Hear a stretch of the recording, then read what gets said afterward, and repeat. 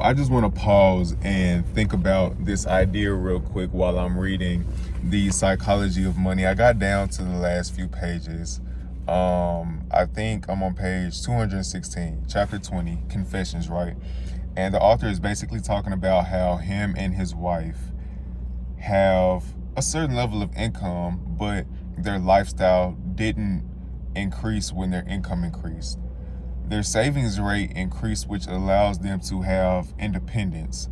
And he talked about how independence for him doesn't mean necessarily you stop working. Like, you don't stop working. And I thought about this for myself because it's like I don't ever plan to stop working. I may stop working for money, or I may stop trading my time for money, but there will never come to a point where I just stop working on myself, or just providing value, for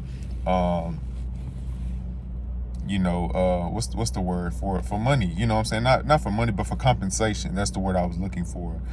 And basically he talked about independence at any income level is driven by your savings rate. So if you just keep your lifestyle, or if you just live within your means, right, and keep your expectations at bay, you'll be exactly where you need to be. Now, it may not look like somebody else's life, but that goes back into a previous chapter where he talked about how everybody's playing their own game, and how being able to wake up and change what you're doing is a sign that you have a level of independence that a lot of people don't have, because they're forced to go to jobs that they hate, and they feel like they can't leave because they're not independent. They're dependent on that job to provide, that next paycheck, or they're waiting on this promotion so they can, use the money from the promotion to increase their lifestyle. So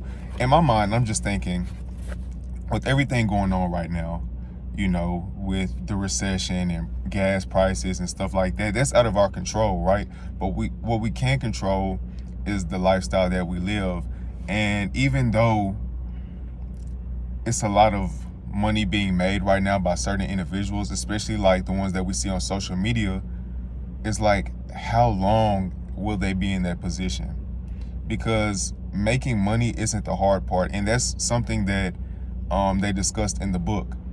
Making money or getting wealthy isn't the hard part, it's staying there.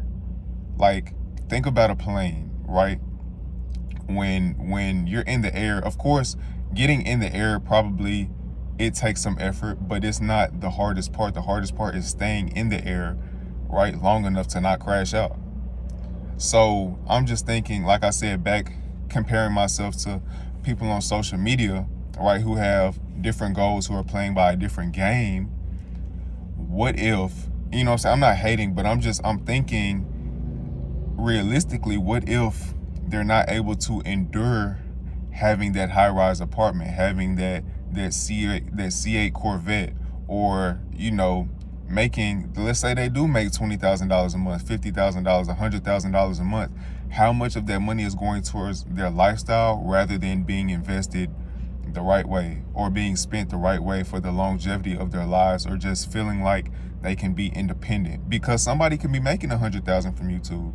Somebody could be making $100,000 a month from their clothing brand or sales or consulting or something like that. But they spend 90% of it, and the 10% is what they save, or when really it should be vice versa. That's what it should be. But then again, everybody makes their own financial decisions based on, their past experiences and what their goals are in the future. So I just thought about that, and I realized the importance of running your own race, playing your own game, understanding what game you're playing, because you'll fall victim to living this lifestyle because you see other people having it. But how long will they have it? Will they be able to endure, getting sick? Like, that shit happens, bro. People get into car wrecks.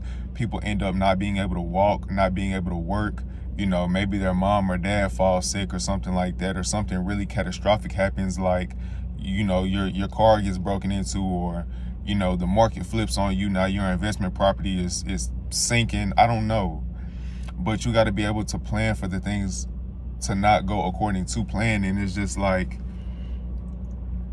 just because they have it now doesn't mean they'll have it 10 years from now.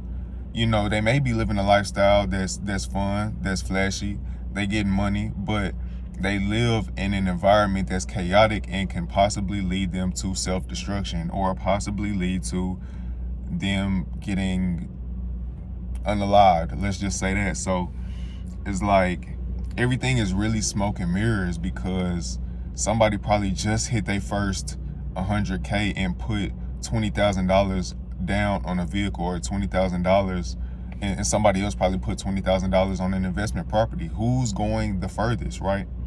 So just think about things that way, because right now in this stage of my life, as you know, right now I'm in a security uniform, but pretty soon I'll be driving trucks. But the ability for me to make that decision and switch is independence at its finest. Not necessarily because I'm done working, but because I have the option to do what I want when I want to do it. Same with when I quit my job at Amazon. I wanted to start wholesaling. Okay, boom. Instead of wholesaling, I wanted to do sales. But I realized that I needed a job, so I was able to get a job. You know, now I'm working security, but now I chose to do trucking instead of security. So it's like the optionality, the flexibility, the time freedom, you know what I'm saying, the savings, which makes a cushion for taking risks. You can take risks without having to feel like you're stuck. That's where the wealth is. That's the wealth that you can't see, because certain decisions, and certain, whether it's emotional decisions or financial decisions, it creates flexibility and freedom for the future. And you can't do that if you're maxing yourself out every time. If you're maxing your money out every time, you have no bandwidth, you have no room for error, you have no wiggle room at all. You slip one time and you fall, and it takes a longer time to recover, right? So just run your own race, bro. That's what I'm really realizing after reading this book. And you know, it says despite your income level, bro, there's a savings rate. There's a savings rate. And if you just live below your means, and this is not financial advice, because whatever you do with your money, that's up to you.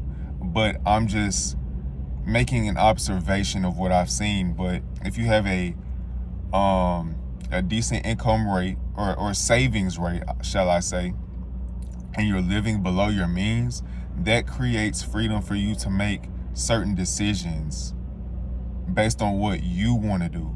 You don't feel like you're forced to do anything, because that's probably one of the best things money can buy, is freedom and optionality and flexibility. Because it's a big ass world, bro. Swim where you want to swim. Now, if you want to go spend that $100,000, by all means, do you. But if your goal is endurance and its longevity, I suggest that you do something else with it.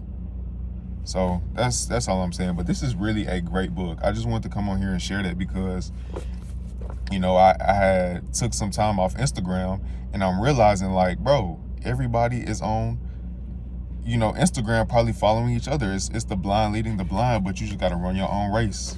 You got to run your own race. Your boy Cameron Mitchell is out. Like, comment, subscribe. Yeah, bro, read this book.